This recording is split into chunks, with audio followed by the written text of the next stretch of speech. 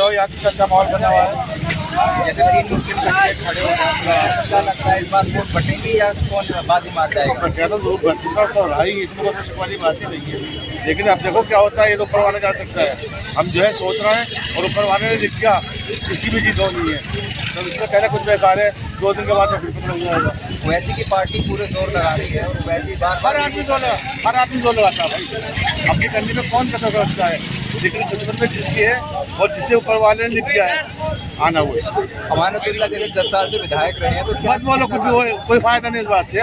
मैं क्या कर रहा हूँ, एक सीधा जवाब दे रहा हूँ आपको। जिसकी किस्मत में है वो लिख चुका है और रिजल्ट आ जाएगा अपने 2-4 दिन में। सब जोर अपने अपने पूरे लगा रहे हैं। जोर लगाने में किसी कोई कमी नहीं छोड़ता। आपको क्या मानना है इस बार कौन जीत रहा है ओखला विधानसभा में? हमारे कांग्रेस जीत रही है पूरी कौन बहुमत से, लेकिन अमानतुल्लाह और वैसी जो है पूरे जोर लगा रहे हैं। टक्कर किसकी रह सकती है? टक्कर ये झाड़ू की केजरीवाल की अहमदुल्ला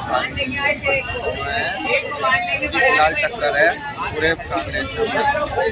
वैसे साहब का कुछ ऐसा वो नहीं है इतना, लेकिन उनकी रैली में बहुत बड़ा हुजूम हमें देखने को मिला है, जितना अभी तक किसी की रैली में नहीं मिला। तो उस पर क्या कहेंगे? जी उम्मीद है जीत सकते हो, उम्मीद है, पर उम्मीद इतनी भी नहीं है उन्हें। आपका क्या मानना है? जैसे ओखला विधानसभा से 3 मुस्लिम कैंडिडेट हो रहे हैं, तो क्या लगता है कि वोट बटेंगी या इसका फायदा? नहीं, कोई नहीं बटेगी, वोट बटेगी नहीं। वोट एक तरफा जाएगी, कांग्रेस प्रत्याशी को जाएगा अरीबा खान। अरीबा खान ने काम किया है, 10 साल का जो है नरक जो बनाया होगा वो, और काउंसलर उनके वालिद का अपना काम है, अपना नाम है। आम लोगों में आसिफ साहब का एक अलग नाम है।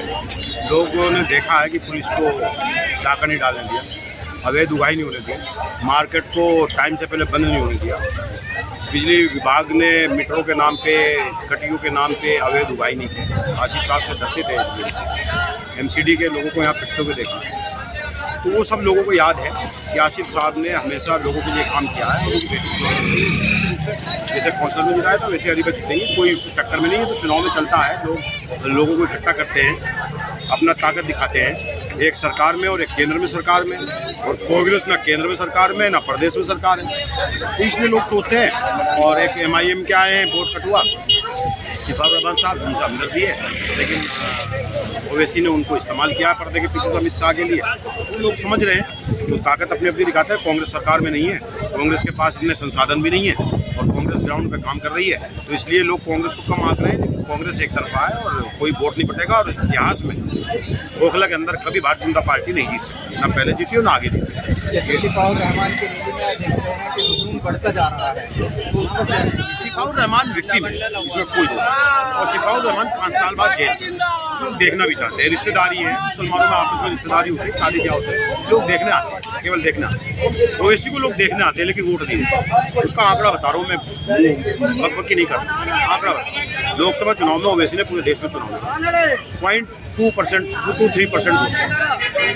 तेलंगाना के अंदर विधानसभा चुनाव लड़ा, पूरे प्रदेश में 2.3% वोट लड़ा, मात्र 1 एम। तो 18% मुस्लिम है पूरे देश के अंदर, यानी 40 करोड़ के आसपास, 50 करोड़ के आसपास मुसलमान। उसके बावजूद मुसलमान पसंद नहीं करता ओवैसी को कभी वोट नहीं देता। इम्तियाज जलील बड़ी बड़ी बात कर रहे थे, चुनाव हार गए। तो ओवैसी को लोग देखने आते हैं, देखने इसलिए आते हैं, टीवी का चेहरा है। मुझे टीवी पे बिठाने लगो तो मुझे देखने आने लगेंगे। क्या कहते हैं लोग, यूट्यूब पे जो बात करते हैं ना, मैं भी बात करता हूँ, अरे आप नसीम खान साहब हैं, हाथ मिलाते हैं, इसका मतलब ये थोड़ी मुझे वोट दे देंगे। तो ये एक चेहरा है, तो जिसको देखना आते हैं। अमित शाह टेलीविजन को डंडा करता है कि ओवैसी को बिठाओ अपनी बात नसीम खान क्यों नहीं चाहिए? क्यों आप एक हिंदुओं के खिलाफ बात करने वालों को बैठाते हो? क्यों इस देश के अंदर केवल मुसलमानों की बात की जाए? क्यों किस देश के अंदर केवल हिंदुओं की बात की जाए? बताइए, क्या इस देश के अंदर हिंदू मुसलमानों की एकजुटता की बात नहीं होनी चाहिए? तो टेलीविजन उसे बैठाता है जो जहर भरता है, जहर उगलता है, सांप को कोबरा की तरह जहर रखता है, चाहे वो हिंदू हो चाहे मुसलमान। इसलिए उनको देखने आ जाते हैं। टीवी का चेहरा है, माशाल्लाह दाढ़ी टोपी भी है, तो मुसलमान थोड़ा सा पसंद भी करता है। वोट देने के मामले में मुसलमान कंजूसी करता है, वोट नहीं देता। यह मशीन बताती है, आंकड़े बताते हैं, वोट नहीं देता। ओखला के अंदर भी वोट नहीं देगा। और मुसलमानों के नौजवानों से मैं आपके चैनल के माध्यम से अपील करता हूं, ये पहुंचाइए पूरे वोट। राजनीतिक पार्टी अपनी स्थिति में गई, मैं खड़ा होकर इस बात को कह रहा हूँ, सारी पार्टियों को कह रहा हूँ, देश इस ओखला के मुसलमानों को, प्रदेश का देश के मुसलमानों को उस नेता के लिए वोट करनी चाहिए जो नेता वोट की राजनीति ना करे। अल्पसंख्यकों की बात बहुसंख्यकों के सामने खुल के कहता है कि इस देश के अंदर जब तक जिंदा हूं एनआरसी नहीं, कौन कह देगा?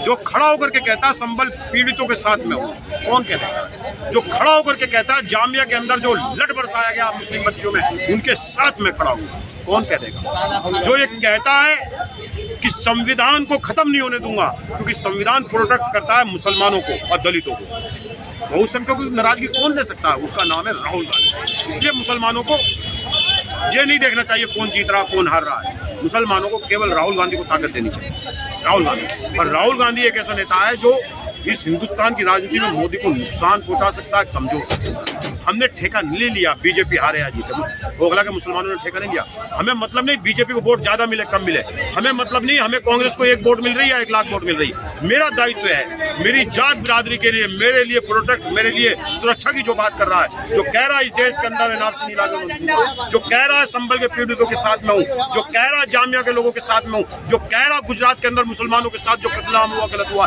जो कह रहा है केजरीवाल के समय में मरकज पर ताला गलत लगाया, तबलीगी जमात कोरोना नहीं फैलाती थी, अब तो उस राहुल गांधी को वोट देनी चाहिए। हमें मतलब नहीं कोई दे रहा नहीं दे रहा, मेरी 1 वोट मिलेगी, मैं मुसलमान हूँ तो राहुल गांधी को मिलेगी। मुझे ये सोच के वोट देनी चाहिए, मुझे ये सोच के नहीं देनी चाहिए कि फला जीत रहा है फला हार रहा है। मैं इस ओखला के मुसलमानों से आपके माध्यम से अपील करता हूं। जैसे बीजेपी सेकंड नंबर पे ओखला विधानसभा पे रही है और कांग्रेस पार्टी तीसरे नंबर पे रहती है, तो इस बार क्या हो रहा है? देखिए कांग्रेस अब स्थिति बदली है, हम दिल्ली में कुछ नहीं, लेकिन पिछले कुछ समय से दिल्ली के अंदर कांग्रेस मजबूत है और हर जिसने मुस्लिम बहुल सीटें हैं सब पे कांग्रेस पार्टी के प्रत्याशी जीते। केवल मुसलमान कांग्रेस की तरफ ना जाए इसलिए ओवैसी का इस्तेमाल अमित शाह ने किया है। और अमित शाह ये कहते हैं कि मैं मजलूमों को इंसाफ दिलाने आया हूँ, 5 साल से जमानत नहीं हुई, सिफा के साथ हूँ। क्या सिफा ताहिर हुसैन ही मजलूम है? क्या जेल में वही है और जेल में नहीं है? इमरान खालिद जेल में नहीं है? 24 लड़के इस दिल्ली के जेल में है तो 70 सीट है, 24 को लड़ा देते 24 को। और ये झूठ बोलने का काम इन मुसलमानों से कर रहे हैं। और आज जो भी कह रहा है कि शिफा को इंसाफ मिलेगा, ये झूठ बोल रहे हैं। इंसाफ अदालत से मिलेगा, वोट से नहीं मिलता है। अगर वोट से इंसाफ मिलता तो आजम खान सांसद होते हुए जेल में ना होते, उनकी बीवी तंजीम फातिमा सांसद होते हुए जेल में ना होती, उनके लड़के अब्दुल्ला आजम की विधायकी छीन ली गई जेल के अंदर। इरफान सोलंकी जो ताकतवर नेता, कानपुर का ताकतवर नेता, जिसके सामने हवा भी सोच के चलती थी कि तेज चलूं या न चलूं, वो इरफान सोलंकी को बंदर बना दिया गया, उसकी विधायकी छीन ली गई। उसकी बीवी जब लड़ी तो उसकी बीवी ने नहीं कहा कि मुझे वोट दे दो, मेरे आदमी को इंसाफ मिल जाएगा, जेल से बाहर जाएगा, नहीं, उसने कहा जमानत होगी, जज सुनेगा, वकील खड़ा होगा, जब मिलेगा तुम मुझे जिताओ। बीवी जीत गई। क्या इरफान सोलंकी जेल से बाहर आ गए जो सिफा बाहर आ जाएंगे? मैं पूछना चाहता हूं आपके चैनल के माध्यम से और ओखला के नौजवानों को पूछना चाहिए, एक स्पीच ओवैसी की मुझे दिखा दो इस चुनाव से पहले जिसमें सिफा का नाम दिया ओवैसी। पोल खुल जाएगी। ये दाढ़ी टोपी लगा के जो धोखा दे रहे हो ना लोगों को मजहब के नाम पे, एक स्पीच मुझे दिखा दो जो सिफा का नाम लिया हो। दिखा दो मुझे एक स्पीच, दिखाओ मुझे, मैं मान जाऊंगा, वापस चला जाऊंगा यहाँ से। नहीं है, क्यों? सिर्फ कौम याद आती चुनाव के समय में, क्योंकि अमित शाह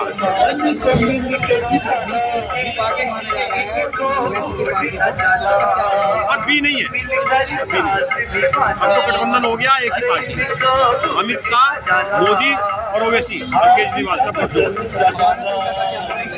अमरतुल्ला के खिलाफ माहौल है। आप गलियों में पूछो, मैं तो ओखला को बहुत अच्छा समझता था, शाहीन बाग को बहुत अच्छा समझता था, अबू फजल इंकलेव को, हमारे अबू फजल इंकलेव, इतना 1-1 इंच पानी जूता सारा नालियों में भर जाता है। मैं जब घर जाता हूँ मेरी घरवाली कहती है कांग्रेस ने क्या गटर साफ करने की नौकरी लगा दिया, इतना कीचड़, इतना पानी, गलियों चलने लायक नहीं है। वो ओखला नहीं, पूरी दिल्ली न रखे। जो शीला दीक्षित ने दिल्ली बनाई थी, शीला की दिल्ली कहलाती थी, उस दिल्ली को बदरंग करने का काम केजरीवाल ने, बदरंग कर। ओखला के लोगों को भी समझना चाहिए, इस नरक में रहोगे या जैसा आसिफ साहब ने गटर सड़कें बनाई थी, गटर बिछाए थे, उस दिल्ली में रहोगे। मेरा मानना है ओखला के लोग सोचेंगे इंसाफ। पूरी दिल्ली का माहौल बहुत अच्छा, कांग्रेस की सरकार, केजरीवाल जा रहा है, कांग्रेस आ रही है। बिल्कुल निश्चित रूप से पूर्ण बहुमत बनेगी। हमारी बात पर लोग यकीन नहीं करते हैं, लेकिन जब रिजल्ट आएगा यकीन करेंगे। यही बात मैं आपके चैनल के माध्यम से कहना चाह रहा हूँ। 2024 के चुनाव में लोग हंसते थे हमारे ऊपर कि भाजपा दूसरे नंबर की पार्टी बन जाएगी। 80 आएगी, 74 आएगी, 75 आएगी, 450 आएगी, ये कहते थे। जब हम कहते थे कि हम इन्हें हराएंगे तो हंसते थे। वही भाजपा 72-73 से 33 का हमसे कहते थे एक भी नहीं आएगा, हमारी 6 आई, 11 में से 6। मोदी 3 घंटे पीछे चले, 3 घंटे टेलीविजन पे चलता रहा। हिंदुस्तान का सबसे बड़ा आदमी 56 इंची सीधा पीछे पीछे पीछे। मोदी के पसीने आ गए। पीएमओ में पानी वाले भाग लिए पानी लेकर के कि पानी पहुंचाओ। मोदी ने पानी खत्म कर दिया, पीट के गला सूख गया। हारने वाला मोदी। डॉक्टरों की टीम चली गई पीएमओ में, हार्ट अटैक हो जाएगा एम्स से, और सफदरजंग से गाड़ी भागी एम्बुलेंस कि मोदी का हार्ट अटैक होने वाला है, मोदी हारने जा रहा है। जब 2.5 घंटे टेलीविजन की स्क्रीन पर चला मोदी पीछे, तो पानी का इंतजाम किया गया पीएमओ में, एम्बुलेंस लगाई गई, मोदी का हार्ट अटैक होने वाला है। हमारी इस बात पे लोग यकीन नहीं करते थे, लेकिन पूरी दुनिया देगा। ऐसे ही आज अलीबा जीतने जा रही है। ये हार्ट अटैक अमानत के पड़ेगा, जो नरक बनाने का काम किया यही हो। नहीं क्या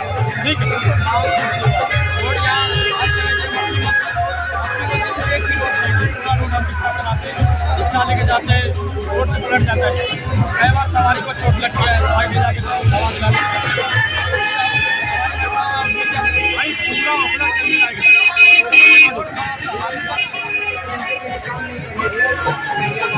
कितने दिन जेल में रहे?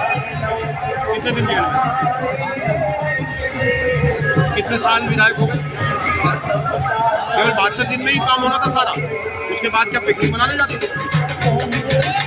काम नहीं करने दिया, पेट्रोल पंप वालों को पीटने दिया। काम नहीं करने दिया, पेट्रोल पंप वालों को पीटने दिया है। लड़का पीट रहा है, गुंडागर्दी कर रहे हैं, काम नहीं करने दिया। वक्फ बोर्ड की जमीन छीनने का मौका मिल गया। कारनामे अमानत के, रात के अंधेरी को उजाड़ने के ईडी को छापे में क्या मिला हंसते हैं लोग। तो इसलिए क्या मिला हंसोगे, जो अमानत के घर से क्या मिला? अमानत के रात के अंधेरी रात के कारनामे काले दोपहर के उजाले के सब जानते। बहुत मारी है मुसलमानों की जमीन पे झंझा मारा है, मुसलमानों की जमीन हथियाई है, छीनी है, मुसलमानों को डाला है। वक्त की जमीन सजा तो मिलेगी, ऊपर बैठा है, इसलिए रो रात चौका अरीबा आ रही है। डरो मत, अमानत कुछ बीजेपी से कांग्रेस ही बचाने का। अरीबा आएगी, आसिफ खान की लड़की है, जो पुलिस को भी कंट्रोल करना जानते हैं, कर लेंगे। घर बैठो आराम, परमानेंट जेल जाने की तैयारी।